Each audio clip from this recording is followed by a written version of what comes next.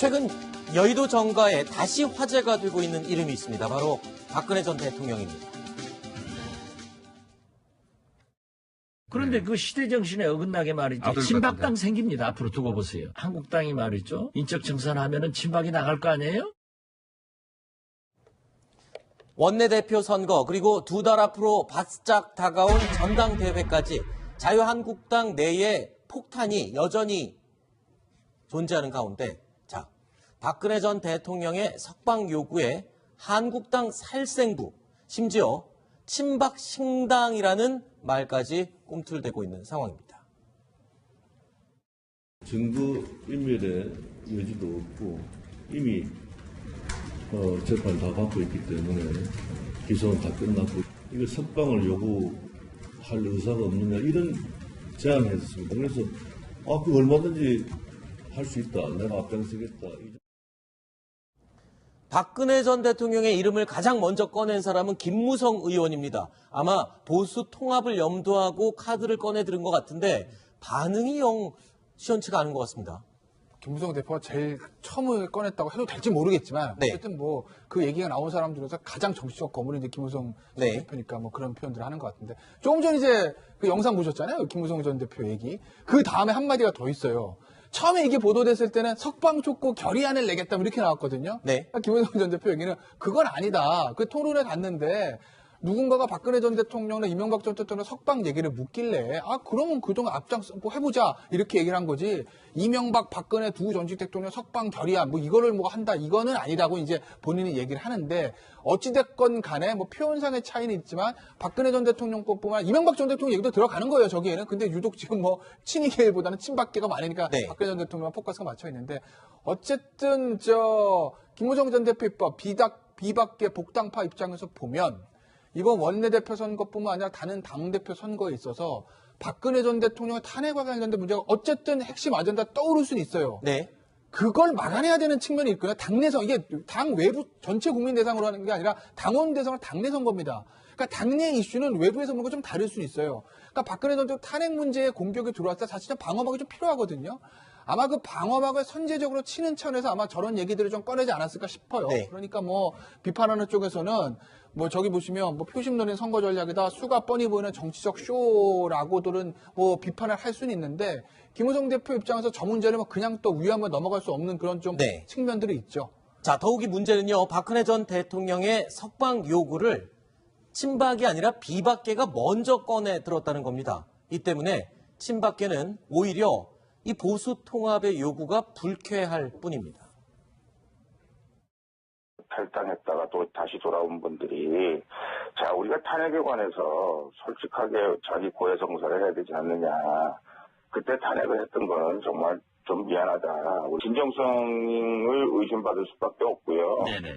김무성 대표가 그런 일들을 추진한다면 뭐 원내대표나 다음에 있는 당대표 선거에 나름대로 그 입지를 좀 넓히기 위해서 그분들이 그 정치적인 제스처를 하는 거 아닌가 이런 생각이 들고요. 자, 친박과 비박 간의 이 계파 갈등이 아예 수면 위로 명백하게 드러난 상황에서 또 한 가지 폭탄이 날아왔습니다. 살생부 논란이 또 시작됐어요. 그러니까 이 총선을 앞두고 자유한국당 내에서 일단 최소 10명의 의원들이 떠나야 된다. 이런 얘기가 나왔어요. 당협위원장에서 배제하는 조치를 내릴 거라는 네. 거죠. 지난달에 이미 한국당 그 조강특위가 원칙을 발표를 했었죠. 한번 7가지로 해가지고 뭐 대표적인 게 지난 2016년 총선 때 진박공천에 연루된 인물들 그리고 최순실 국정농단 관련 인사 또 뭐 이 반시장적 입법을 참여한 이런 인사 등등등 해서 7가지를 발표를 했고 그에 따라서 아마 14일이나 15일쯤 조강특위에서 결과를 발표를 당무감사 최근에 했지 않습니까? 그 결과를 발표를 할 예정으로 지금 알려지고 있는데 최소 10명에서 20명 네. 그 사이에 현역 의원들을 당협위원장에서 배제하는 조치를 발표를 할 가능성이 높다라는 것이죠. 그렇게 된다면 지금 이제 당협위원장에서 배제가 되면 아무래도 내후년 총선에서 출마하기가 상당히 어려운 네. 상황이 되기 때문에 그리고 주된 대상이 아무래도 친박계가 되지 않겠느냐 네. 이러면서 이제 지금 자유한국당 내에 약간 그 주목도가 높아지고 있는 그런 상황입니다. 이런 식이라면 결국 탈당할 수밖에 없다. 친박 진영에서 나오고 있는 강력한 반발입니다. 구심력보다는 원심력이 더 크게 작용하고 있는 지금의 자유한국당 상황에서 친박 신당의 존재까지 수면 위로 또 떠오르기 시작했습니다. 박근혜 대통령의 구속 만기가요, 내년 4월입니다. 이때까지 과연 대법원에서 선고하기가 어려울 거예요. 생기면은 박근혜 대통령은 존재 자체만으로도 국회의원 당선시킬 힘이 생겨요. 그렇죠. 두고 보세요. 그 광팬들이 있잖아요. 김태호 변호사님, 네. 친박 신당 이거 가능한 얘기일까요? 저 얘기가 네. 지금 박지원 원내대표가 정치구단이라고들 합니다. 네. 제가 방송을 나와서 라디오 프로에서 처음 말씀하신 건데 사실은 여의도 주변에서 저 얘기 꽤 오래전부터 있었던 얘기예요. 네. 그러니까 박근혜 전 대통령이 구속 만기를 하던 나오던 판결이 확정되고 현 정부에서 사면을 해주던 박근혜 전 대통령 만약에 나와서 내곡동을 돌아가면 네. 친박 의원들이 박근혜 전 대통령 중심으로 뭉칠 수도 있다. 그래서 자유한국당이 쪼개질 수 있다는 그 시나리오들은 꽤 얼마 전부터 여의도 내에서 떠돌던 시나리오. 왜냐하면 박지원 의원도 얘기하셨지만 어쨌든 박근혜 전 대통령은 기본적으로 콘크리트 지지랑 광팬이 아직도 있습니다. 네. 광팬이 있어요. 구심점이 되는 거예요. 대구라는 지역 기반이 있습니다. 네. 그리고 어쨌든 친박계 의원들은 나름의 세력이 있어요. 나름의 세력. 태극기 굉장히 강경 지지층도 있어요. 거기다가 어쨌든 황교안 정 총리라는 나름의 미래 권력도 있어요. 그럼 하나의 정치 집단이 생길 요소는 다 갖추고 있는 것이거든요. 그렇기 때문에 아마 저 시나리오가 지금 여의도 좀 돌아다니고 있는데 글쎄요. 네. 만약에 실제로 나올 수 있을지도 없을지도 알 수는 없고 만약에 그 시나리오로 작동이 될 수 있을지 아닐지도 봐야 알겠지만 박근혜 전 대통령이 만약에 밖에서 나온다면 그건 밖으로 이제 내곡동 돌아간다면 네. 자유한국당에는 나름대로 엄청난 저는 폭탄이 떨어지는 걸 저는 개인적으로 그렇게 봅니다. 굉장한 분란의 자유한국당이 네. 휩싸일 가능성들이 있어요. 그걸 막기 위해서 아마 김무성 전 대표도 아마 선제적으로 아까 보셨던 그런 얘기들을 좀 치고 나왔던 측면도 있는 것이고요. 그렇군요. 자, 친박 진영 안에서는 당장 신당 창당이 불가능하더라도 오늘 2020년 총선 전에 친박 연대라는 형태로는 가능하다라는 이야기도 또 나오고 있습니다. 바로 이때처럼 말입니다. 마음대로 이렇게 되다 보니까 모두 이게 어디로 튈지를 몰라갖고 전부 전전긍긍이에요. 납득을 할 수가 없고. 이런 공천은 저는 처음 봅니다. 세상에. 조수인 부장, 네. 친박 연대식의 창당이다. 이건 또 어떤 차이가 있는 건가요? 아까 그냥 친박 창당과. 네. 그러니까 이건 아예 친박을 내걸고 신당을 창당한다는 거죠. 아하. 네. 2008년에 총선 때 이미 한번 경험을 했기 때문에 이런 얘기가 나오는 것 같습니다. 네. 당시에 2008년에 그러니까 이명박 정부 때 친박이 대거 공천에서 탈락을 했습니다.